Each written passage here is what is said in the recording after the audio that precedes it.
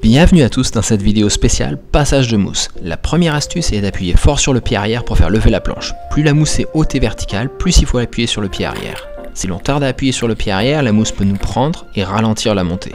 La deuxième astuce consiste donc à appuyer sur le pied arrière juste avant que la mousse arrive. C'est le premier contact avec la mousse qui va nous faire monter. Sans planer, la technique est similaire. Même si le nez de la planche se fait prendre, ce n'est pas grave. Il faut se concentrer sur l'appui du pied arrière et s'équilibrer au-dessus. Ici, la vague n'a pas cassé. Nul besoin de reculer le pied arrière. Le pied avant guide la planche comme un ollie en skate. Il sert à replaquer la planche juste après le passage. Là, je vois que la vague a déjà cassé, mon pied arrière est légèrement reculé. Plus la vague est raide, plus il faut le reculer.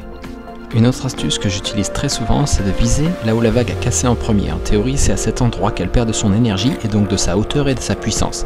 Un point clé pour conserver le planning dans les mousses, c'est d'absorber l'impact et retomber sur l'avant de la planche sous le vent. En side-on, il faut faire face à la vague le plus brièvement possible.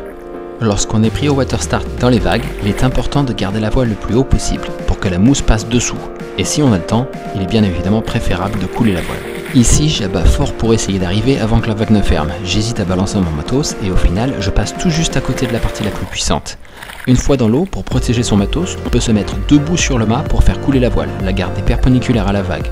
L'écoute vers le vent permet de plus facilement contrôler le gréement sous l'eau. On peut aussi nager pour sortir plus vite de la zone la plus critique. Une erreur que je commets souvent, c'est de rester trop longtemps dans les straps hors planning, car derrière la mousse, il peut y avoir beaucoup de bulles, et il y est difficile de s'équilibrer. Aussi, quand on sent que c'est cuit et qu'on passera pas, il faut pas hésiter à envoyer son matos par-dessus la vague sous le vent. Là, c'est sans doute ce que j'aurais dû faire. Quand on passe sous la lèvre, l'eau peut aller taper la bordure de la voile. Il faut donc penser à border pour éviter d'être prise à contre par le poids de l'eau.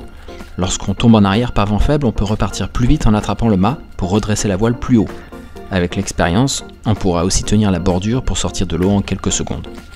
Dans cet autre exemple, je garde la voile de nouveau trop ouverte. La mousse me repousse et je n'aurais pas pu sortir à temps si je n'avais pas attrapé le mât pour faire face à la mousse suivante. Il est aussi important de border un petit coup sec lorsqu'on tape la mousse, surtout par vent faible, ce qui m'amène à l'avant-dernière astuce de cette vidéo, le pumping.